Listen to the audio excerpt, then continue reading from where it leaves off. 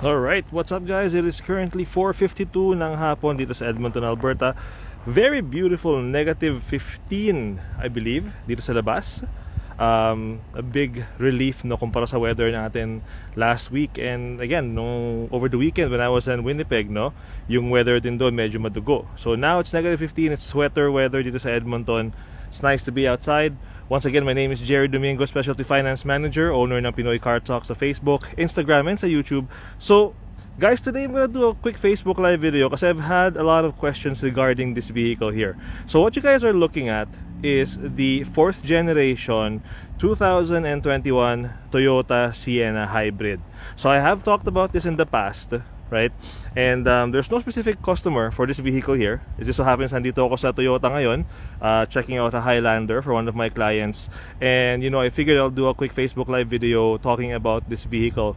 Kasi of course, for many of you guys who are loyal sa Toyota, this is gonna be the next generation ng van na bibilihin ninyo pag nagpalit kayo ng Sienna ninyo. And it's gonna be completely different compared sa mga kinasanayan yung Sienna noon, right?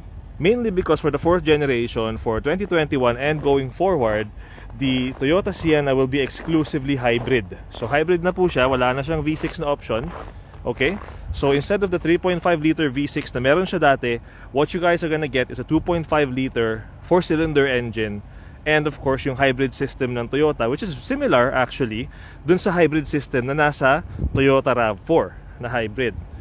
So let's do a quick walk around ng sasakyan, so give you guys an idea of what it looks like on the exterior, no? So yun yung itsura niya. So again, very different compared sa previous generation. So what we're looking at here guys is the entry-level LE. So I figured I'll start with the LE kasi ito yung pinaka trim level na I guess would fit a lot of a lot of people's budgets. This one here is the front wheel drive. So there is an all-wheel drive option available for the Sienna as well, but due to supply and demand actually, there is a shortage of the all-wheel drive na powertrain right now. So if you want an all-wheel drive powertrain na Sienna, it's gonna be a wait trying to get one from the factory. So yung itsura niya looks very nice compared sa previous generations, opinion ko. Especially sa likuran, take a look at that. Like, I like the way that looks. All black, naka-blackout siya. LE hybrid. So the main question that I got is, ano ba yung main difference nito kumpara dun sa 3.5 liter V6 ng previous generation? And it's the way that the engine is set up. So you're getting a smaller engine, yes, but augmented with the hybrid component ng battery.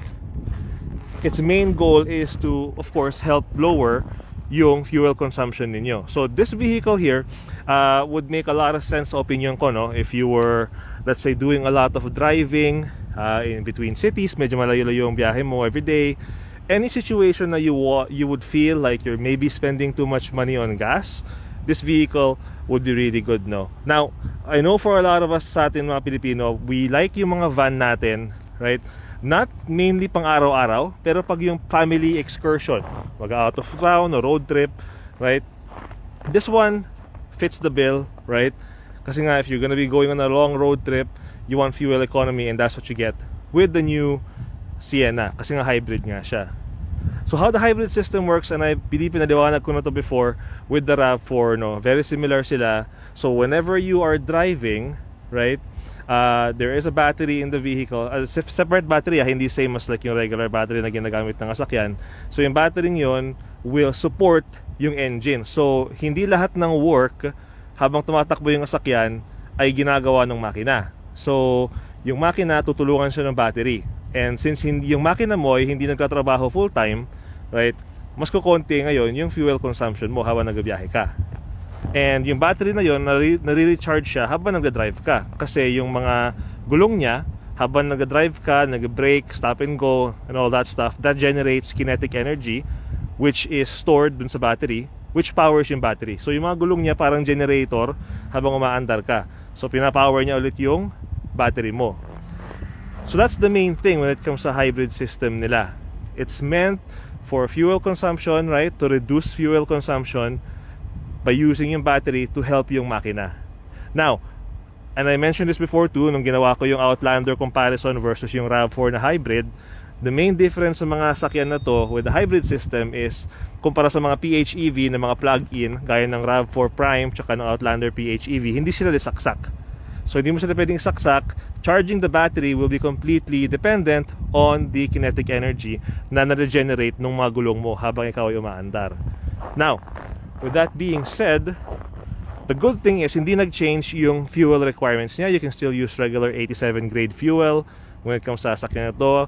You don't need to go premium, right? You can use regular fuel pag nag-drive ka. So let's take a look inside, no? Kasi I wanted to show you guys to yung loob niya. So sa likuran, you got your backup camera there, as usual. So on the LE, wala kang power lift gate. On the higher trim levels, power lift gate siya. But still the same setup, guys. Stow and go seats. Stow and go seats to. 60-40 split, as you can see. This can go down, that can go down as well. So yung space sa likuran niya. So just like the old Sienna, diba? Yung setup niya.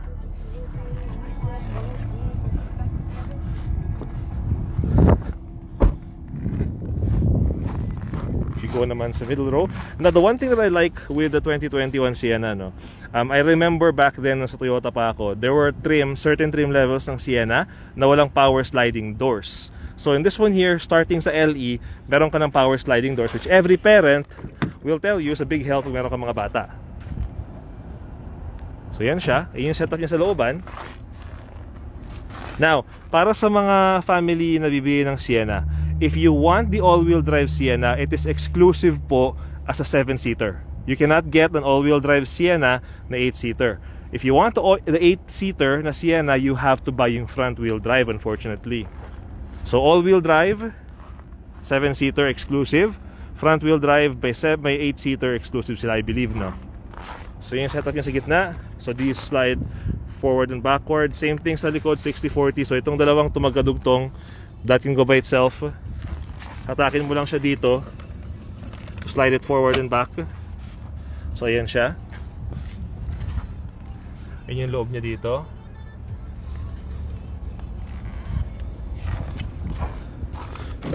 Let's close that up. So punta naman tayo sa driver's side. So I'm gonna point out here sa driver's side, the one thing that's also nice is yung power driver seat. Again, most of these options before in the past generations ng Sienna, you have to go up to an extra trim level para makuha mo siya. So now it's got the power driver seat na. And the one thing I really like, no, para sa ating mga nasa Western Canada, guys, base model comes with a heated steering wheel. So for example, sa RAV4, sa Camry, sa Corolla, sa LE trim level, you're never gonna get yung heated steering wheel. Sa Sienna, kasama na siya. So it's very nice, heated steering wheel, automatic high beams. Now, ito yung, I think, ang magandang pagkaka-redesign nila. If you look here, I really like the way that looks, no? So, siya siyang tignan. Very nice, very visible yung design.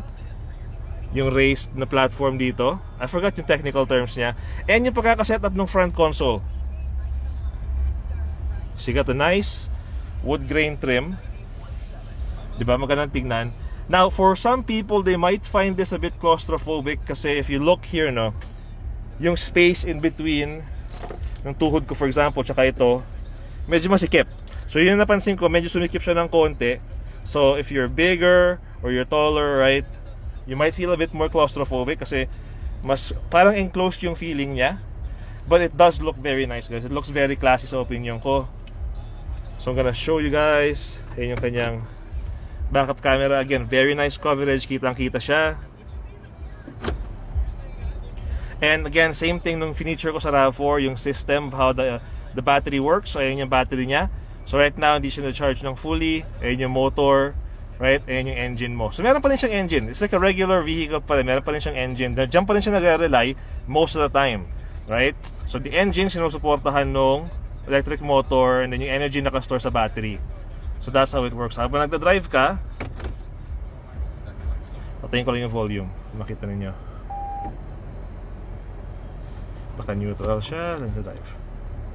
So pinapandar ko siya ngayon. So as you can see, no, sa gulong, sa may red na arrow na makikita nyo, yung gulong nag-generate ng energy, right, go sa motor, and then the motor turns that into energy, lalagay siya sa battery. So that's how it works.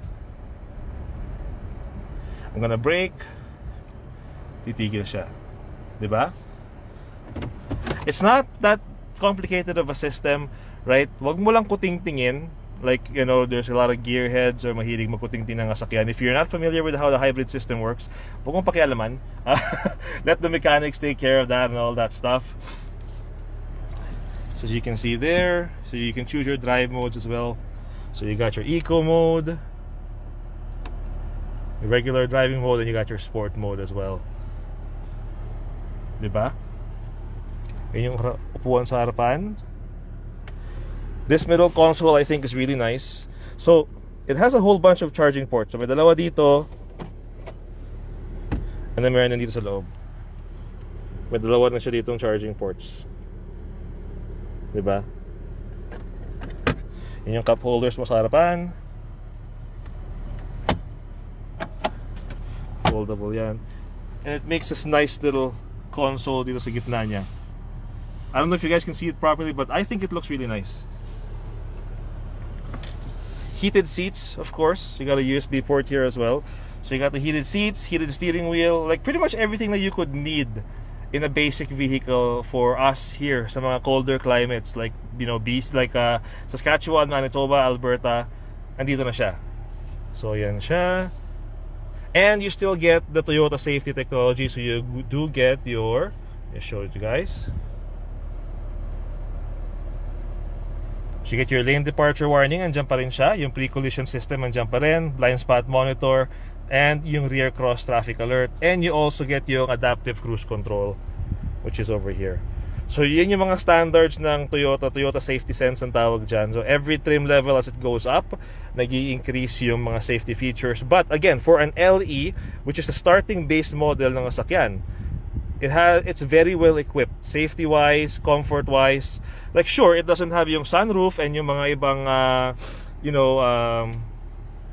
vanities, I guess, but if you want to be practical, it has everything that you could need. So let me pop yung hood para makita niyo yung loob ng makina.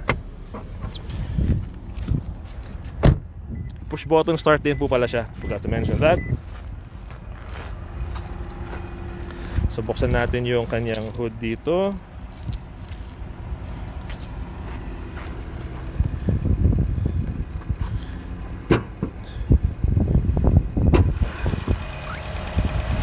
So yun yung makina niya. Yung battery niya, fuse box. So ganyan ang setup niya ngayon. Hindi na yung malaking V6.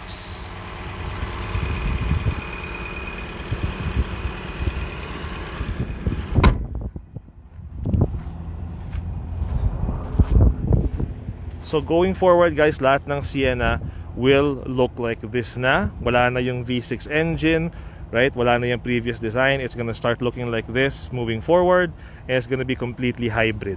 Okay? So meron silang hybrid din, meron na rin silang all-wheel drive for 2021 na model. So those are the only two minivans in the market na may all-wheel drive tsaka hybrid. Now, I haven't done enough research on the Kia thing, yung papalit sa Sedona, yung Caravan. Yung Carnival, sorry, the Kia Carnival. I haven't done enough research on the Carnival. So right now, as far as I know, ito lang yung merong hybrid tsaka all-wheel drive when it comes sa mga Asian brands, when it comes sa minivan.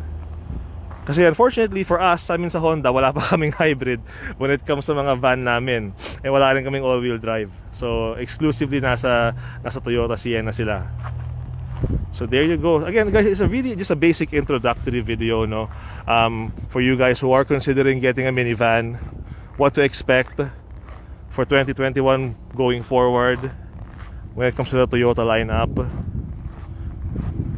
Of course, with the inclusion of the switch to the hybrid system, the price of the vehicle, you know, obviously has gone up as well, right? Kasi syempre yung components, yung makina, everything is different. So, mas mahal siya ng konti, especially if you go on the all-wheel drive na version. But again, this is the kind of vehicle na you keep for a long time eh. Like hindi ka naman bumibili ng Toyota and then papalitan mo after 1 or 2 years. You keep this thing for like 4, 5, 6 years, 7 years for most people, right? So guys, if you're considering a minivan and you're looking for something new, something refreshed, something na alam mong first generation 2021 Toyota Sienna. So yan siya. 17-inch alloy rims din pala yung gulong niya.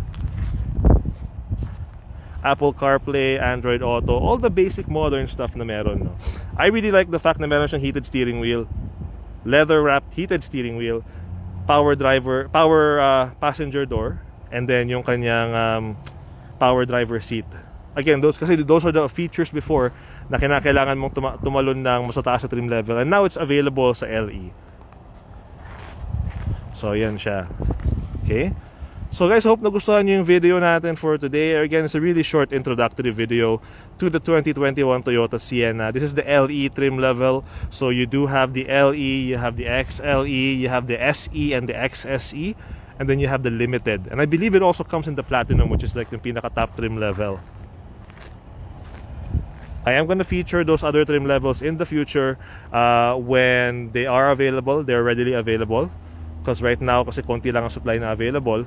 Even sa all-wheel drive version ito, no, if a customer of mine wanted all-wheel drive, I have to wait until makakuha ko ng available na unit sa factory. And right now, it's just mainly this one here. And this is front-wheel drive nga pala. So there you go, guys. The 2021 Toyota Sienna Hybrid LE. If anybody is interested dito, let me know. Mag-message lang po kayo. This one here is not sold yet, still available. One of the clients that I'm working with right now was deciding between the Sienna versus the Highlander. They decided to go with the Highlander instead. Kaya nga sabi ko, since I'm here, I might as well do a video on the Sienna. Just to give you guys, a basic idea. I know a lot of you guys have watched this vehicle na sa mga YouTube videos. I'm sorry, hindi ako ganun kabilis ka-updated, no? Since alam niyo naman ang focus natin palagi sa finance. But again, if you haven't seen it yet, or you want to see kung ano yung LE base model, kasi karamihan ng mga YouTube videos, they focus on mga higher trim level, right? This is the LE, this is the base model, this is the starting model for the 2021 Toyota Sienna.